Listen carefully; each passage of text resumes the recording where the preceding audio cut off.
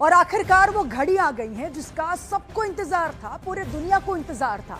इस्लामाबाद में शहबाज शरीफ के साथ अमेरिकी डेलीगेशन की मुलाकात चल रही है। इसके पहले शहबाज ने ईरानी डेलीगेशन के साथ मुलाकात की। पूरी दुनिया की निगाहें इस समय पाकिस्तान पर टिकी हुई हैं। तो दो देशों के बीच शांति की बैठक इस समय चल रही है। शांति वार्तालाप यहां पर हो रहा है। यूएस डेलीगेशन एक तस्वीर में नजर आ रहे हैं, तो दूसरी तरफ जो है ईरान के डेलीगेशन नजर आ रहे हैं, ईरानी डेलीगेशन नजर आ रही हैं। इस समय पाकिस्तान की धरती पर एक इतिहास रचा जाएगा। हालांकि इस समय की जो तस्वीरें सामने आ रही हैं वो कुछ और बयां कर रही है, लेकिन बीच बीच में जो बड़ी खबरें आ रही हैं वो ये भी बयां करती हैं कि कहीं ना कहीं ये जो बातचीत है इसका सफल जो है, ये सफल बातचीत रहेगी या नहीं वो कुछ ही समय में पता चलेगा। लेकिन इस समय जो बड़ी खबर हम आपको बता रहे हैं, जिसका सबको इंतजार था, तकरीबन 45 दिन पूरे हो चुके हैं इस युद्ध को और आखिरकार इस युद्ध के बाद सीजफायर का ऐलान हो चुका था। शांति वार्ता की बात हो रही थी और इसी बीच पीस टॉक के बीच ये तस्वीरें निकलकर सामने आ रही हैं पाकिस्तान से, जहां पर यूएस डेलीगेशन, ईरानी डेलीगेशन साथ में बैठे हैं, बातचीत कर रहे हैं और शहबाज शरीफ के साथ अमेरिकी डेलीगेशन की मुलाकात चल रही है। तो बिल्कुल बातचीत ये चल रही है इस वक्त, लेकिन इस बातचीत के बाद सबसे बड़ा सवाल ये है कि क्या दोनों देशों के बीच में यानी ईरान और अमेरिका के बीच में कोई बातचीत होगी। और दूसरा अहम सवाल है कि अगर बातचीत होती है तो क्या प्रत्यक्ष तौर पे होती है या अप्रत्यक्ष तौर पे, यानी डायरेक्ट टॉक्स ईरान और अमेरिका के बीच में होता है या इनडायरेक्ट टॉक्स। हमारे साथ इस्लामाबाद से आफ्ताब जहां जुड़ी हुई हैं। आफ्ताब, ये बताइए क्या कुछ चल रहा है वहां, क्या कुछ जानकारियां आप तक सामने आ रही हैं? बैठक चल रही है या खत्म हो चुकी है?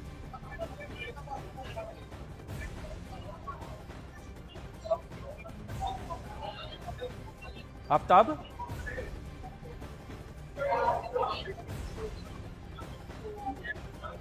आफ्ताब, आप तक आवाज आ रही है? जी जी, मुझे कुछ पूछ रहे थे, मुझे आवाज नहीं आई है। ठीक है आफ्ताब, ये बताइए बैठक को शुरू हुए करीब घंटे भर होने को है, मुझे लगता है बैठक खत्म होने की कोई जानकारी सामने आई है या बैठक के अंदर से अब तक कोई जानकारी आप तक पहुंची है? क्या चल रहा है, क्या माहौल है वहां?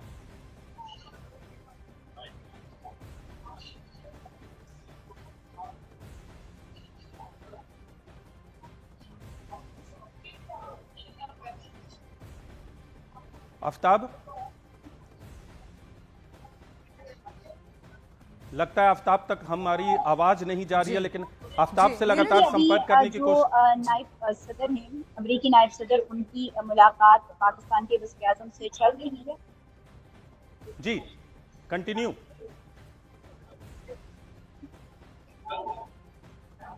जी आफ्ताब, अपनी बात रखिए। जो नायब सदर हैं, अमेरिकी नायब सदर, उनकी मुलाकात जी जी, मैं अपनी बात आपसे कर रही हूँ कि नायब सदर, अमेरिकी नायब सदर की पाकिस्तानी वज़ीर-ए-आज़म से मुलाकात इस वक्त जारी है और ये तमाम तर मनाज़िर आप अपने टीवी स्क्रीन पर भी दिखा रहे हैं कि किस तरीके से पीएम पाकिस्तान ने नायब सदर अमेरिकी जेडी वेंस को रिसीव किया है। और इससे पहले भी हमने यही देखा कि जब इनका तैयारा पाकिस्तान पहुंचा तो वहां पर भी खास तरीके से इनका इस्तकबाल किया गया। और इससे पहले जो पीएम पाकिस्तान है, उनकी मुलाकात ईरानी वक्त से भी हो चुकी थी और अब ये 1-on-1 मुलाकात जो है वो अब अमेरिकी क़यादत से भी हो रही है, जिनकी जो वक्त पाकिस्तान में मौजूद है नायब सदर अमेरिकी, वो उनकी क़यादत कर रहे हैं। इस तमाम प्रोसेस के बाद अब जो दोनों फरीकैन हैं उनको एक टेबल पर बिठाया जाएगा, जहां पे पाकिस्तान सालिस का किरदार अदा करेगा। और अभी पाकिस्तान जो है, क्योंकि पाकिस्तानी क़यादत ने 1-on-1 मुलाकात कर ली, दोनों जानिब से अपने जो पॉइंट्स थे, ईरान की जानिब से भी और उसके बाद अमेरिका की जानिब से भी जो जो पॉइंट्स थे वो सामने रखे गए हैं। अब ये जो उमूर तय पाएंगे, ये जो बातें होंगी इन मुलाकातों में, वो फिर एक टेबल पर रखा जाएगा, जहाँ पे दोनों फरीकैन अब एक दूसरे के आमने सामने होंगी। और फिर मुज़ाकरात का जो सेकंड राउंड है, सेकंड राउंड नेगोशिएशन का जो है वो चलेगा, जिसमें दोनों फरीकैन बातचीत के बाद ये तय पाएगा कि ये जो 2 हफ्ते की सीज फायर का मुआहिदा हो चुका था, ये अब मुकम्मल जंगबंदी की तरफ जाएगा। पॉइंट्स जो है वो ईरान की जानिब से रखे जाएंगे सामने और वो पॉइंट्स जो अमेरिका रखेगा सामने, उनके ऊपर भी बातचीत की जाएगी। और ये मुलाकातें जब खत्म होंगी, 1-on-1 जो मुलाकातें होनी है जब खत्म होंगी, उसके बाद जो दोनों फरीकैन हैं उनको आमने सामने बिठा के जो पॉइंट्स मुलाकात चल रही है, दोनों देश साथ में बैठे हैं। जिनके ऊपर दोनों फरीकैन बात करते हैं। जी जी, साथ में बैठे मुलाकात चल रही है, शांति वार्ता की बात यहाँ पर हो रही है, लेकिन अराघची की ओर से देखिए, अभी अभी संदेश दोनों है जो देश है वो तो सामने नहीं बैठे अराघची हैं। की ओर से ईरानी ये भी वक्त से संदेश पहले है कि मुलाकात आज भी हुई है यूएस पे और हमें पूरा भरोसा अमरीकी नहीं जो है। वक्त है उससे अब ये पाकिस्तान की मुलाकात चल रही है और इसमें तमाम जो उमूर। ठीक है, बहुत बहुत शुक्रिया। तो इस्लामाबाद में फैसले हो रहे हैं या फिर वॉशिंगटन से डोर खींची जा रही है? पाकिस्तान के सेना प्रमुख असीम मुनीर क्या खुद कमांड में है या किसी और के इशारे पर चल रहे हैं? ये एक ट्वीट आता है, देखिए।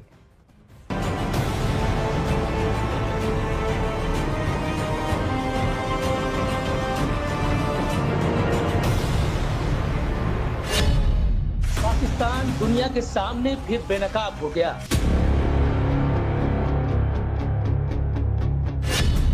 ग्लोबल मंच पर पाकिस्तान फिर बेइज्जत हुआ।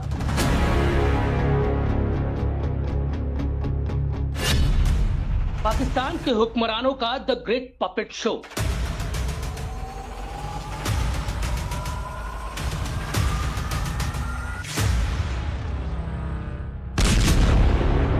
पश्चिम एशिया में छिड़ी जंग में पाकिस्तान भी एक किरदार है। एक ऐसा किरदार जो भले ही परोक्ष रूप से जंग का हिस्सा नहीं है, लेकिन हर मोड़ पर उसकी भूमिका सवालों के घेरे में है।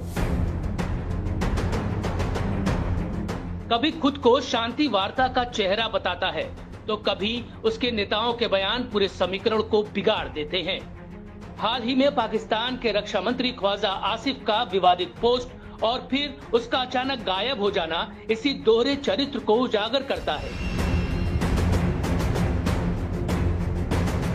एक तरफ अमेरिका की नाराजगी, दूसरी तरफ इजराइल का अविश्वास। इन सब के बीच पाकिस्तान की स्थिति एक ऐसे खिलाड़ी की लगती है जो खुद चाल नहीं चल रहा, बल्कि किसी और के इशारे पर अपनी चाल बदल रहा है। लेकिन पाकिस्तान में चल रहे इस पपेट शो की पूरी कहानी क्या है? कौन इस कहानी का सबसे अहम किरदार है? इसे समझने से पहले हमें इसकी जड़ तक जाना होगा, जहां से पाकिस्तान के हुक्मरानों पर सवाल उठने शुरू हुए। ये कहानी शुरू होती है पाकिस्तान के रक्षा मंत्री ख्वाजा आसिफ के एक ट्वीट से।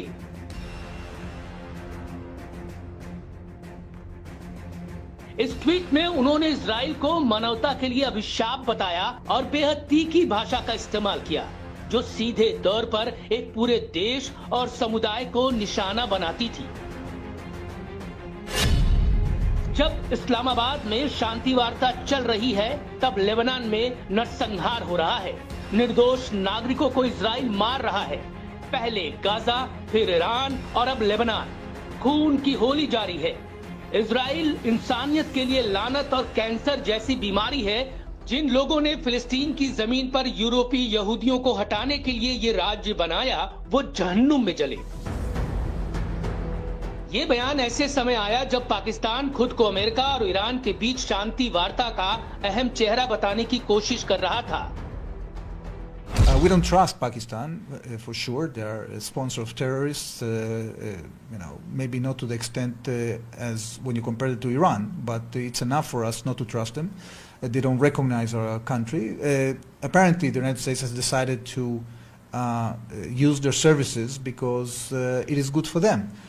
We are coordinated with the United States when it comes to the substance. The tactics of the negotiations, we trust the Americans to pursue them. And we are sure that we are going to continue to be completely coordinated with the United States. लेकिन इस post ने कूटनीति की पूरी तस्वीर बदल दी। America से नाराजगी सामने आई और इजराइल ने पाकिस्तान की भूमिका पर सवाल खड़े कर दिए।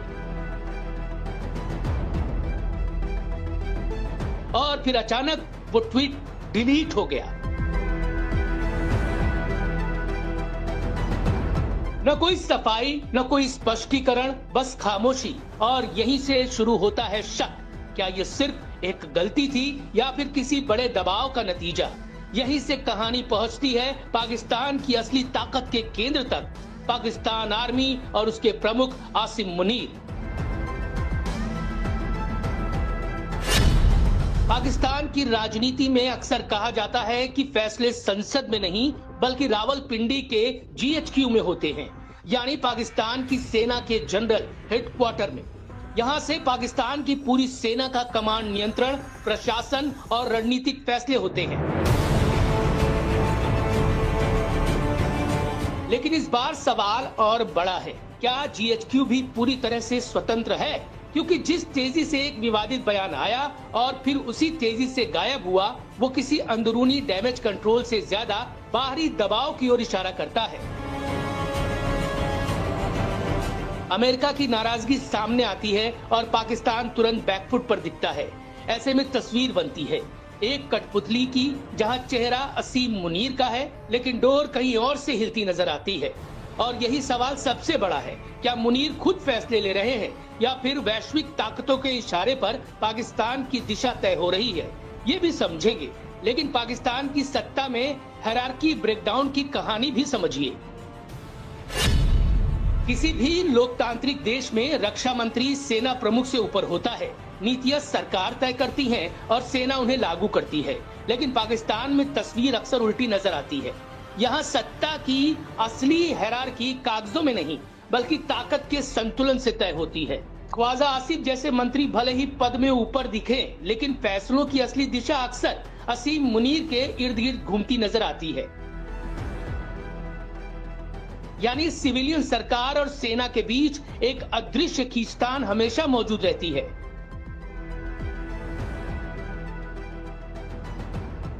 और जब अंतर्राष्ट्रीय दबाव जुड़ जाता है तो यही संतुलन और बिगड़ जाता है। ऐसे में सवाल और गहरा हो जाता है, क्या पाकिस्तान की सरकार सेना को कंट्रोल कर रही है या फिर सेना ही पूरे सिस्टम को चला रही है?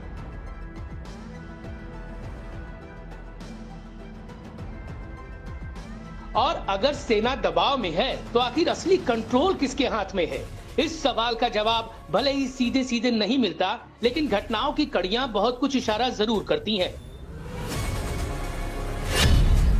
जैसे ही विवादित बयान आया, अंतर्राष्ट्रीय दबाव बना और फिर तुरंत डैमेज कंट्रोल भी दिखा।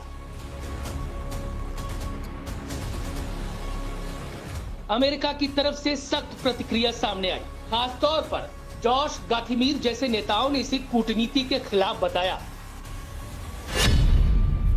ये पूरी तरह पागलपन है। जब पाकिस्तान सीज फायर वार्ता की अगुवाई कर रहा है, उस समय उसका रक्षा मंत्री यहूदी और इजराइल को निशाना बनाते हुए जहरीली भाषा बोल रहे हैं। ऐसी नफरत भरी बयानबाजी इस नाजुक समय में बिल्कुल अस्वीकार्य और नुकसानदेह है। ये कूटनीति नहीं है और इसकी कड़ी निंदा होनी चाहिए। और इसके बाद जो हुआ वो सबसे अहम था, ख्वाजा आसिफ का ट्वीट गायब। यानी घटनाओं की टाइमिंग एक ऐसा पैटर्न बनाती है जहां फैसले भीतर से नहीं बल्कि बाहर के संकेतों से बदलते नजर आते हैं। ऐसे में तस्वीर साफ होती है, एक ऐसा सिस्टम जहां चेहरा इस्लामाबाद का है, ताकत रावलपिंडी में है, लेकिन असर कहीं और से आता है। और यही पाकिस्तान में चल रहे द पपेट शो का सबसे बड़ा सच है। डोर किसके हाथ में है ये कभी खुलकर नहीं दिखता, लेकिन अतीत के मंच पर बार बार यही दिखता है कि पाकिस्तान को ताकत की छड़ी से हाँकने वाला कोई और नहीं बल्कि अमेरिका है।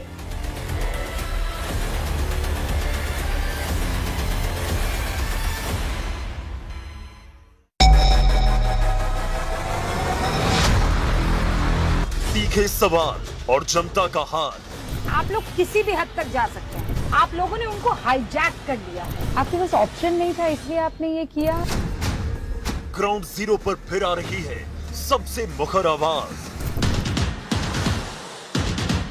बंगाल के रसगुल्ले का सियासी स्वाद।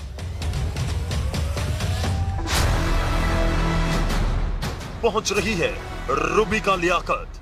तैयार हो गई है कार।